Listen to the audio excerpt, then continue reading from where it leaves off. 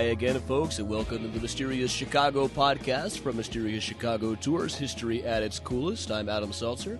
It's a cold November rain here in Chicago today as I'm recording this. It's not exactly walking tour season, but we just announced our first big public bus tour. This is going to be one of my Devil in the White City Myth and Mystery tours. It's a tour all about Victorian Chicago and the career of Dr. Herman Webster Mudgett, who is better known as Dr. H.H. Holmes.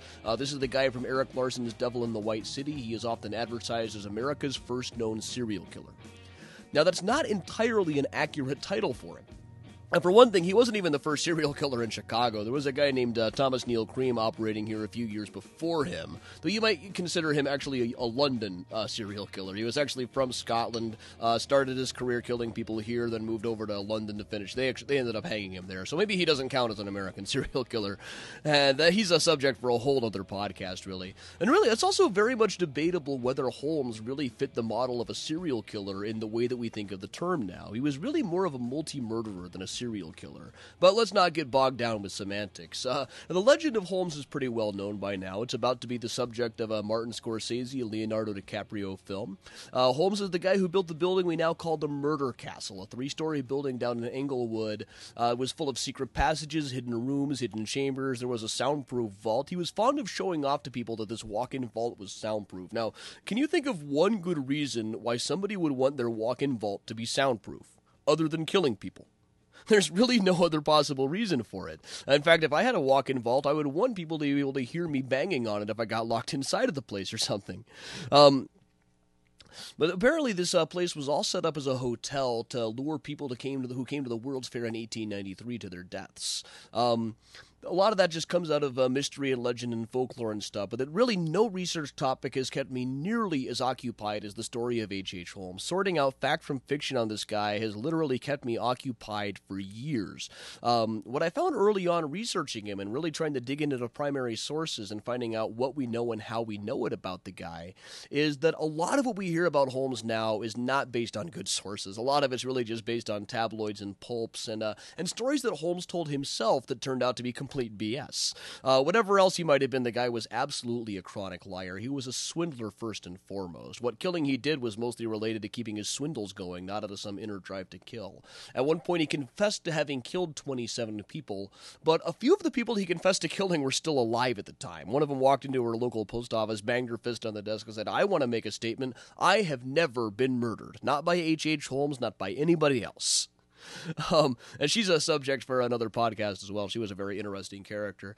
But I realized that people want the sensationalized version of it. I sometimes I see people's faces just fall when I tell them that I think Holmes killed perhaps a dozen people, not hundreds and hundreds. Some people, like research sources, just cut off all contact with me as soon as they find out that I don't believe Holmes was Jack the Ripper. But I understand how attractive the sensationalized version of it is. It's a fantastic story. Devil in the White City is absolutely a gripping book. I love reading it.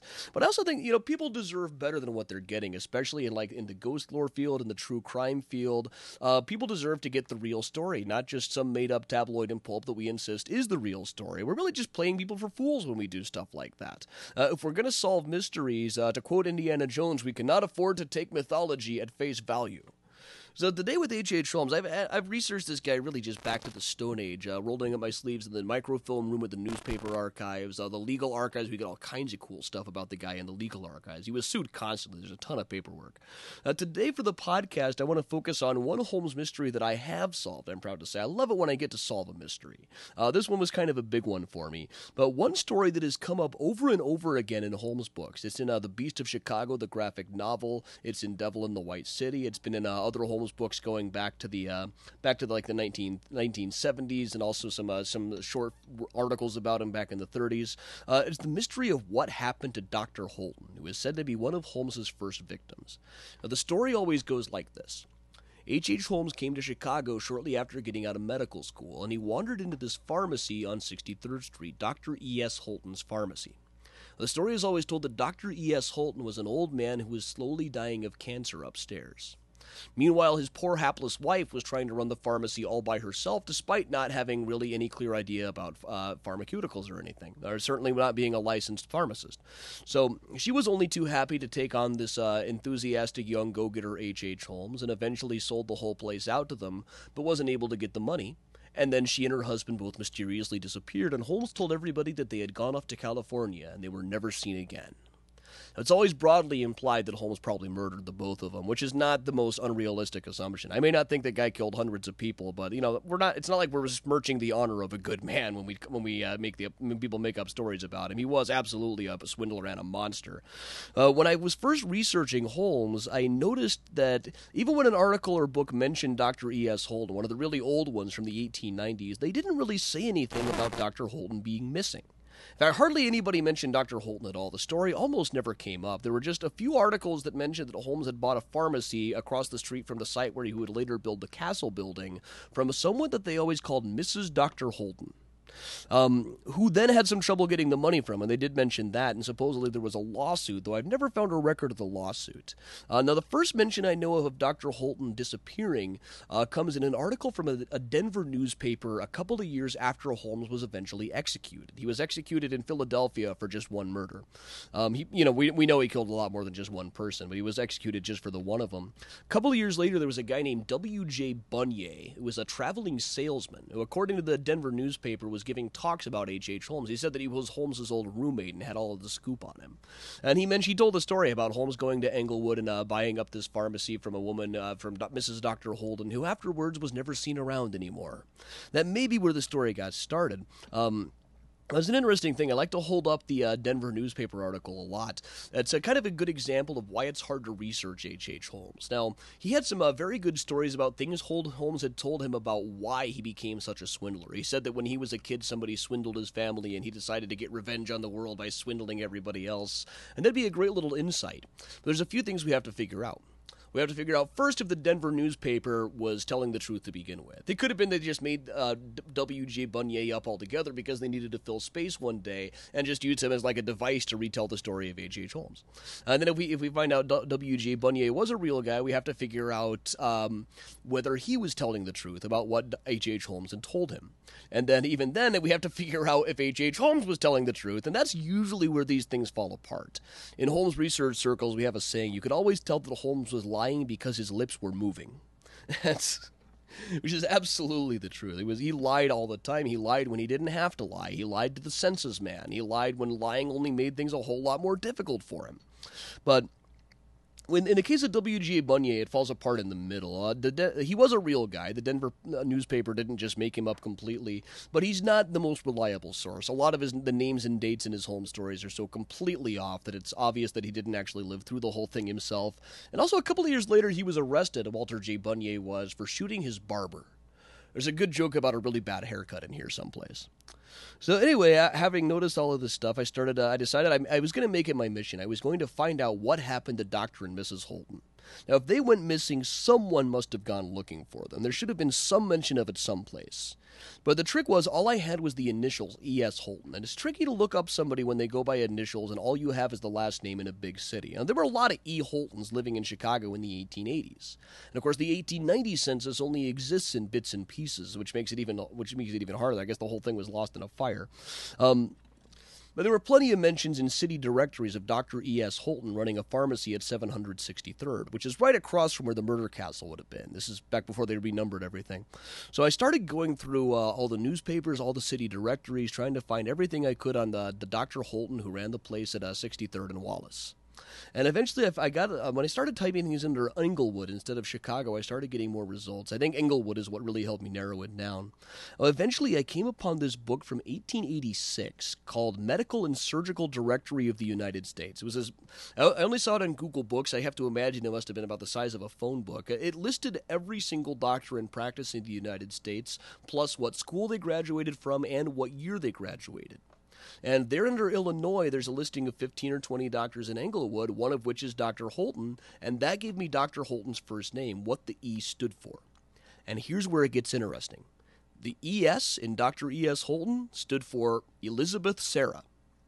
That's right, the doctor was a woman. What? So it turns out all the time writers piecing this story together from what little information was in the newspapers have assumed that the one that the papers called Mrs. Dr. Holton was the doctor's wife. which was less sexist when we're talking about the 1880s than it would be today. I mean, when you're talking about the 1880s and you guess that the doctor in a couple is a man, it's a pretty safe bet. If there were money involved in the betting, you'd be a fool not to bet on it being the guy. But it was still a little bit sexist, and it turned out it wasn't the guy. Dr. Holton was not an old man at all. Dr. Holton was a young woman. She was only a couple of years older than Holmes was himself. She was still in her late 20s when Holmes showed up in the place. She graduated, according to this directory, from 1883 at the Chicago Women's Medical College.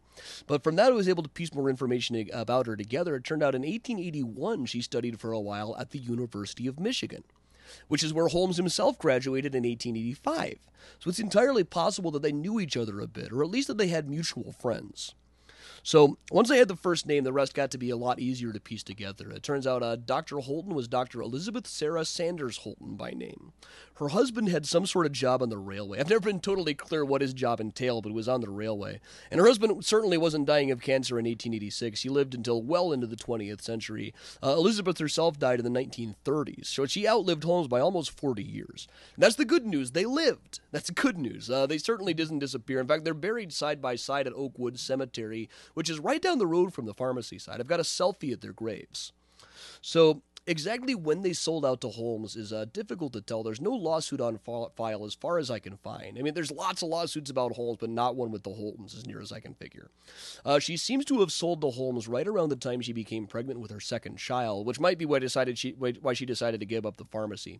It looks like she went back to school at various times, too. I think she even did a stint at Hahnemann College, which was supposedly a place that bought a skeleton that was really the body of one of Holmes's victims.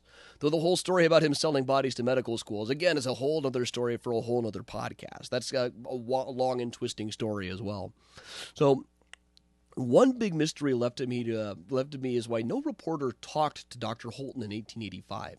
In the summer of 1885, when the investigators and reporters all swooped in on the mostly abandoned murder castle and started digging up every nook and cranny looking for clues, they interviewed everybody in the neighborhood. They interviewed everybody who had ever known Holmes that they could possibly get a hold of.